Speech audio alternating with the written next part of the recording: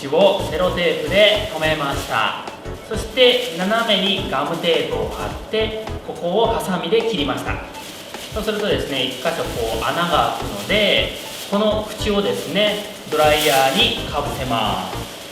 じゃあいいよって言ったらドライヤーをつけてくださいね。はい、いいよ。そしてドライヤーの温かい空気を袋の中に入れます。ちょっと長めにやるとですね、中の空気がより温まります。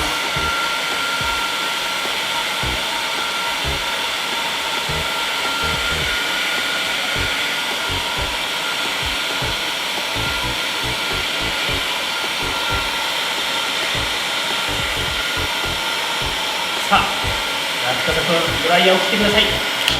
3、2、1、それ。おー、すごーい。実験大成功。